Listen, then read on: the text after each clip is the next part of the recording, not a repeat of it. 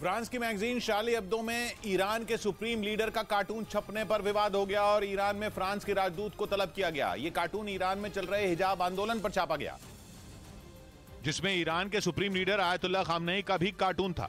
जिस मैगजीन ने यह कार्टून छापा उसका नाम शार्ली एब्दो है, जो पहले भी विवादास्पद कार्टून के लिए मुस्लिम देशों के निशाने पर रह चुकी है। एक बार फिर उसने विवादास्पद काम किया, जिस पर ईरान सरकार भड़क गई और वहां की विदेश मंत्री ने फ्रांस को इस हरकत का जवाब देने की चेतावनी दी।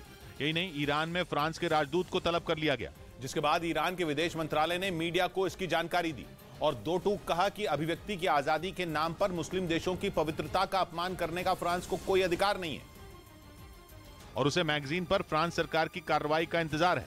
हालांकि फ्रांस सरकार ने इस पर कोई प्रतिक्रिया नहीं दी है, लेकिन शार्ली एब्दो मैगजीन का बयान आया जिसमें उसने झुकने से इनकार कर दिया। मैगजीन के डायरेक्टर ने कहा कि कार्टून के जरिए ईरान में चल रहे प्रदर्शनों की सच्चाई दिखाने की कोशिश की गई है और ये ईरान के प्रदर्शनकारियों का समर्थन करने का तरीका है।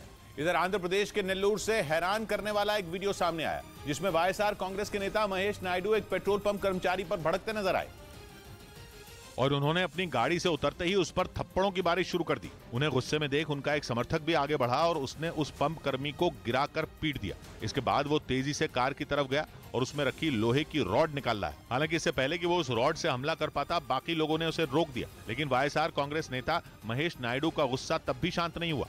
उन्होंने इसके बाद हवा में उछलकर उस पंप कर्मी के पेट में लात मारी और फिर उसे जमीन पर गिराकर कई थप्पड़ जड़ दिए। इस पिटाई से वो बुरी तरह घायल हो गया, जिसके बाद उसे अस्पताल में भर्ती कराया गया। वहीं वाईएसआर कांग्रेस नेता महेश नायडू और उनके साथियों के खिलाफ मामला दर्ज कर लिया गया। उधर ओडिशा सरकार ने हॉकी का वर्ल्ड कप जीतने पर हर भारतीय खिलाड़ी को 1-1 करोड़ रुपए देने का ऐलान कर दिया है। FIH पुरुष वर्ल्ड कप की मेजबानी का जिम्मा इस साल भारत के कंधों पर है, जो 13 से 29 जनवरी तक ओडिशा में खेला जाएगा। इसी के खिलाड़ियों के ठहरने के लिए बने वर्ल्ड कप विलेज के उद्घाटन के कार्यक्रम में ओडिशा के मुख्यमंत्री नवीन पटनायक पहुंचे थे। वहां उन्होंने भारतीय हॉकी टीम से भी मुलाकात की, जहां उन्होंने घोषणा कर दी कि अगर भारतीय टीम वर्ल्ड कप जीत गई तो हर खिलाड़ी को ओडिशा सरकार की तरफ से 1-1 करोड़ का इनाम दिया जाएगा।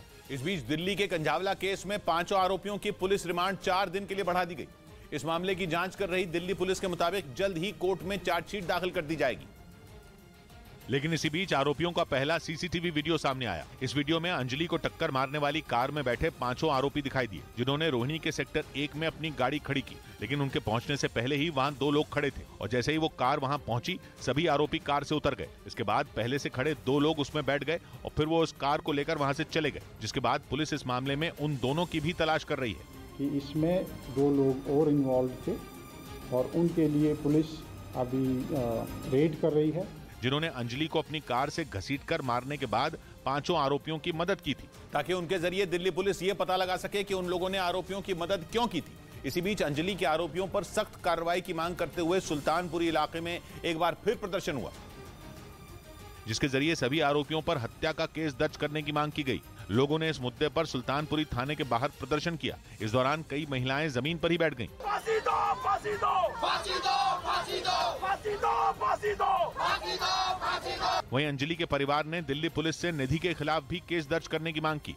5 आरोपी नहीं है सर, अब ये 6 आरोपी हैं और जो 6ठी आरोपी है वो निधि है। इस बीच निधि पर लग रहे आरोपों पर अब उसकी मां सामने आ गई और उन्होंने अपनी बेटी का बचाव किया, क्योंकि इस मामले में जब से निधि सामने आई है तब से वो सवालों के घेरे में है।